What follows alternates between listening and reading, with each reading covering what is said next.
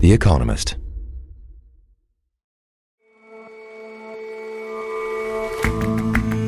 Hello and welcome to The Intelligence from The Economist. I'm Rosie Bloor. And I'm Jason Palmer. Every weekday, we provide a fresh perspective on the events shaping your world. Oh, Paris, the enchanting buildings, the tranquility of the Seine. Or perhaps not. The Olympics has put the famous river in the news, and it's making a bit of a stink.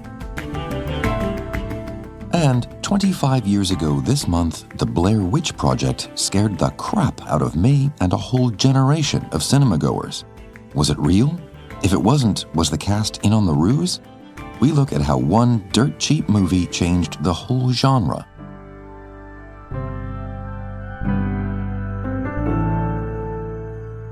But first,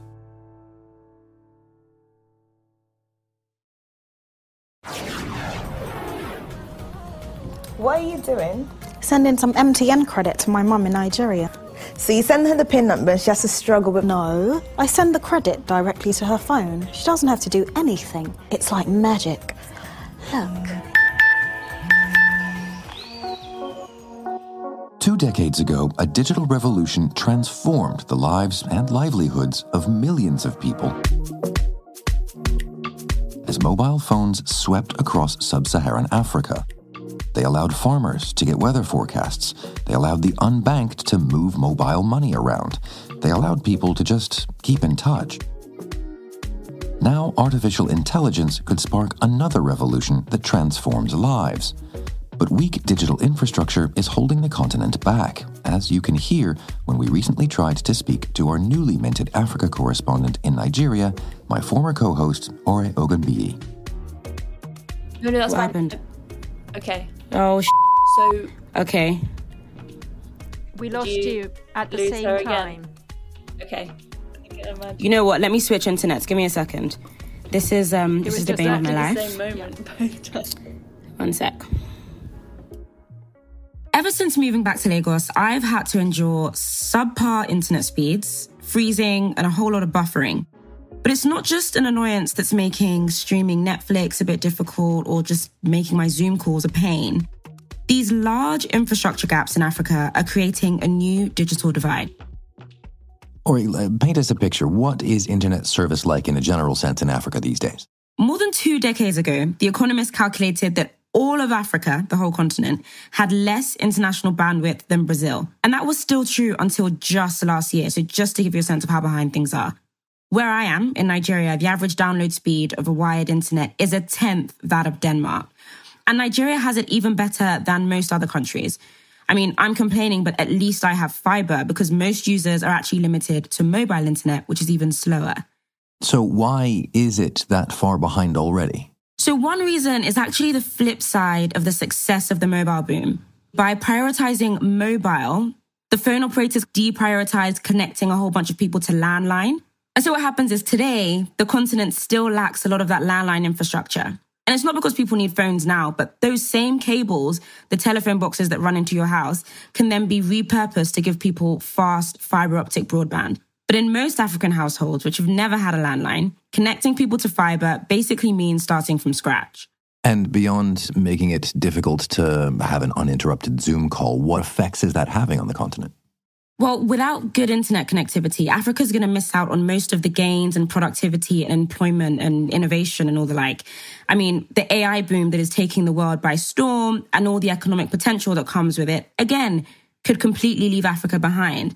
So PwC, a consultancy, reckons that AI could add almost $16 trillion to the global economy by about 2030. McKinsey has a similar figure as well, but with Africa, even though it has 17% of the world's population, its boost from AI is only going to be about 2.5% of its GDP. So that kind of gives you a sense of how much we could be losing out here.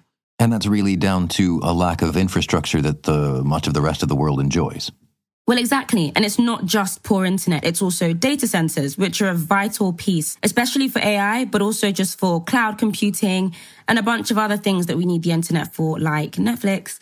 Africa has far fewer of those than it needs. And without enough data centers, Basically, all the content that you're trying to load up on your screen needs to travel even further to cities like Marseille or Amsterdam, and that then leads to lags. So if you build more of those data centers closer to users and host more data locally, then basically your Bridgerton loads a bit quicker. So you need more data centers, but all these new data centers will also need more energy, which adds to the burden that the continent already has when it comes to energy. I mean, Africa is so short of electricity that 600 million Africans have no power at all. Nigeria, where I am, suffers 4,600 hours of outages on average a year. So sometimes my Zoom calls are just cut off because there's no power. And then you have renewables that could fill the gap, but then they're a little bit too erratic to constantly supply a data center. So yeah, it's part of a bigger infrastructure problem, basically. So, an enormous shortfall in infrastructure, the way you're describing it here. I mean, what is to be done, do you think? Well, there are a few things. Firstly, governments across the region need to chill out with regulation. And I think that's a lesson that they can learn from the mobile boom, cutting red tape for the private sector. So take Starlink, for example, Elon Musk's satellite internet firm. They could be a really useful tool, especially in connecting the more far-flung rural areas. But regulators across the region just keep blocking it, even in South Africa, which is supposed to be a front runner when it comes to this tech. In addition to that, governments are also taxing this industry quite heavily, which drives up the cost of data for consumers and also discourages people from investing in it and providing it. Basically, governments need to just kind of get out of the way. But it's not just governments. I mean, development institutions too could definitely do a lot more to prioritize this vital infrastructure because it has lots of developmental benefits as well. So investing in it and encouraging investment in it could help Africa catch up with rich countries instead of seeing them fall further behind. All right, great to have you back on the show. Thanks for joining us. Thanks, Jason. It's great to be back.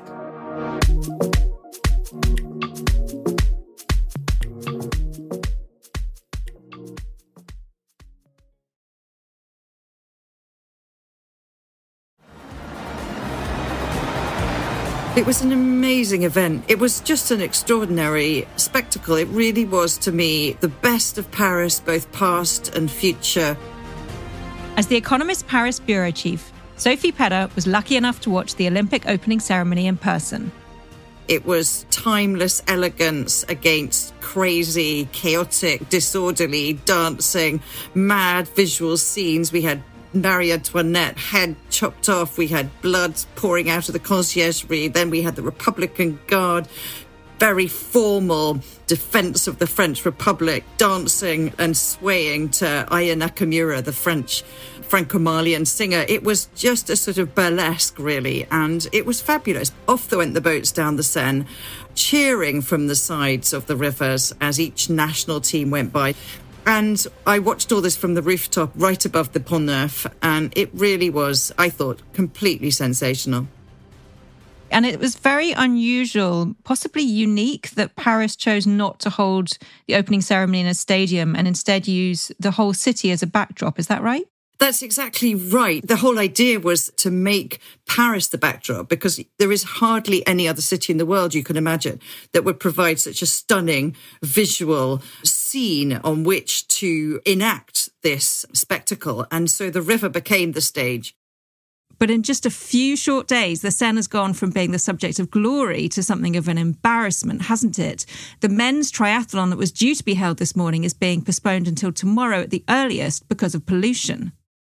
Well, it's obviously a huge disappointment for Paris. It had really hoped to have that emblematic moment with the men swimming down the Seine today. They've spent an absolute fortune on trying to clean it up. The total bill has come to 1.4 billion euros. It's been a long time in the planning, but every time there's heavy rainflow, there is still dangerous, often human fecal matter that is swept into the Seine, and it drives the levels of bacteria up to unsafe levels. The mayor of Paris herself, Anne Hidalgo, she had swum in the Seine only recently to show that it was possible to do. They want to make the city clean for residents in future to be able to swim at bathing sites. So it's a lot of disappointment in Paris today about this. Well, let's hope that the race does take place tomorrow and that the vision of all these athletes in the river will banish all thought of shit in the Seine. But after this Olympic river activity ends, we'll be returning to a beautiful, tranquil tourist river. Is that right? Well, it's interesting because that is the vision most people have of Paris. But in fact, the River Seine has a huge amount of commercial traffic. If you go and look and stand on one of the bridges, you will see barges going up and down, carrying sand, cement, cereal, barley, wheat that's come down from the agricultural regions further upstream and gets transferred onto barges, taken through the river and down the River Seine for export. And I went on a container ship, actually, from the Paris docks, so a huge container ship, longer than a soccer field, to see how the river is used for very different sorts of commercial activities. Sounds like fantastic tourism to go on a container ship on the Seine. What did you see? Well, you know, obviously we got kitted out first with life jackets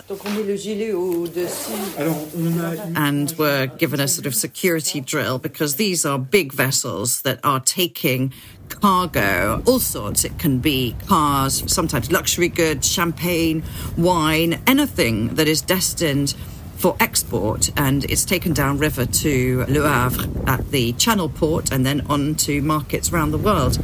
But what's astonishing is that the port of Paris, where we set off from, is this vast port, almost hidden. You wouldn't know from the river it's there. It's hidden behind sort of banks of grasses.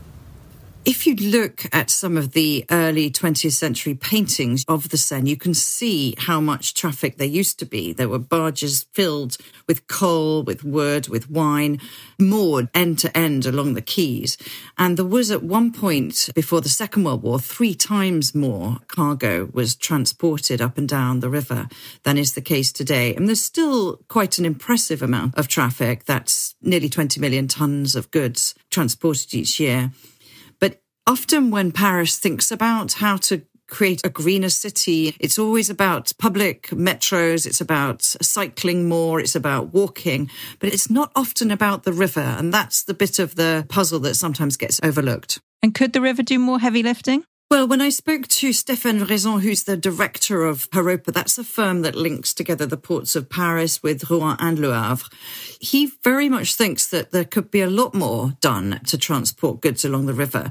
It's a very quiet form of transport, of course, and when they have more hydrogen-fueled barges, it'll be quieter still.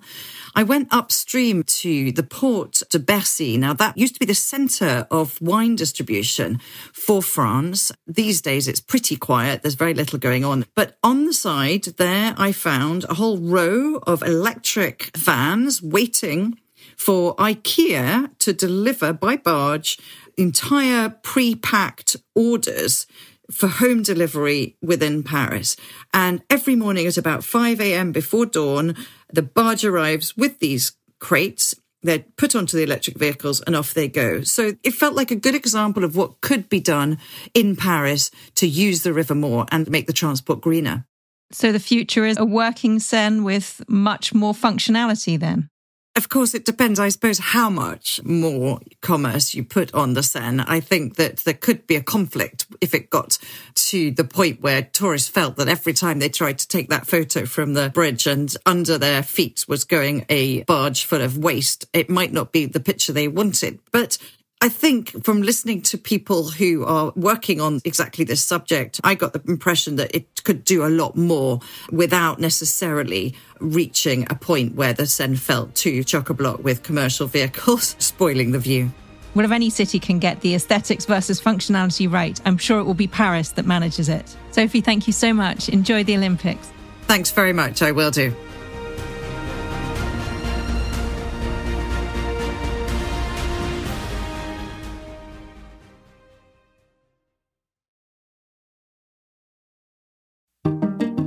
Have you already listened to the first 4 episodes of Boom, our new podcast on the generation that blew up American politics?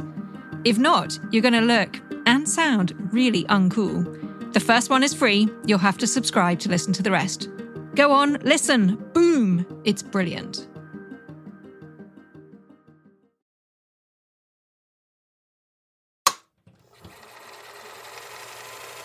In October of 1994, 3 student filmmakers disappeared in the woods near Burkittsville, Maryland, while shooting a documentary. A year later, their footage was found.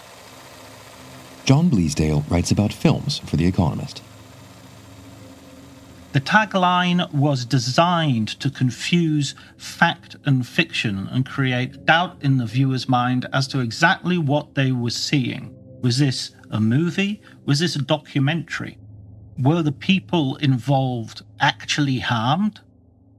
When the Blair Witch Project premiered 25 years ago at the Sundance Film Festival, flyers were distributed by the publicity department featuring the faces of the protagonists, with a phone number asking anybody who had information to call a local sheriff's office, thus furthering the confusion. This campaign of posters and flyers and word of mouth, coupled with one of the earliest internet campaigns of any movie, was a huge success in creating massive buzz for a movie with an extremely low budget. The film had cost a mere $35,000 to shoot. Post-production boosted that budget by about 10 times the figure to $300,000.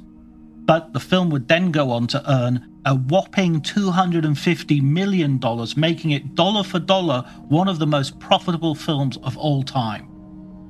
Not only was the film commercially successful, it became a cultural phenomenon, arguably the first film to go viral.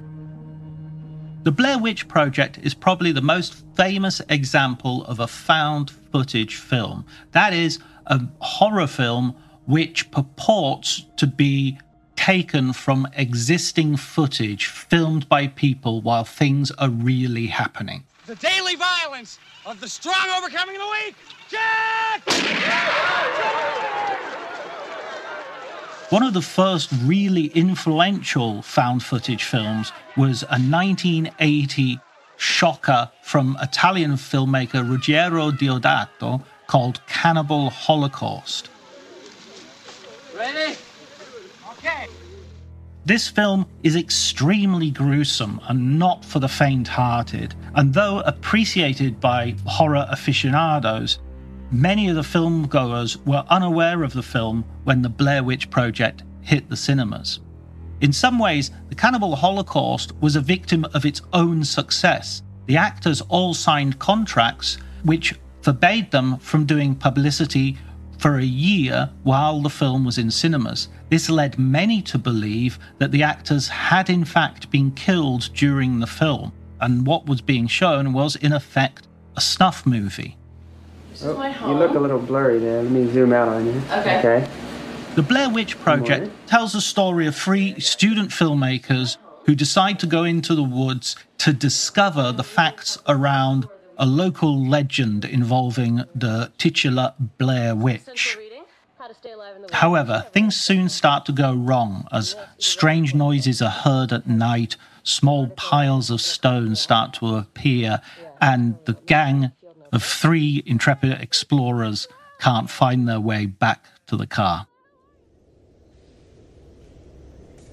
Rewatching the film a quarter of a century after it was first released is an exercise in timeless terror. For all its use of modern technology, this is a film that plays into an atavistic fear, being lost in the woods with night closing in. It manages to create this fear with no special effects, no gore, no monsters, no CGI, just the sense that things are making noises close by or far away and we don't know what they are. The acting is completely convincing, and unlike many horror films, we actually do care what happens to these 3, who really haven't done anything wrong. Especially Heather Donahue, who is the leader of the group, and who finally finds herself taking responsibility for what she has unwittingly brought them to. I am so sorry for everything that has happened. Some of these performances were to a degree provoked by the filming conditions in which the director insisted that their real names be used as part of the film, and also the film crew would move things around at night, disturb their sleep, and generally make them feel similar to the state of mind and distress that their characters would feel. The long-term legacy of the Blair Witch Project is far-reaching. There were a whole swathe of found-footage horror movies that followed in its wake, from the massively successful Paranormal Activity to films such as the Spanish horror film Wreck. More directly, the Blair Witch Project also inspired direct sequels. Book of Shadows Blair Witch 2 was critically panned, and there have since been remakes of the original, but none of them captured that zeitgeist which the 25-year-old horror movie had managed.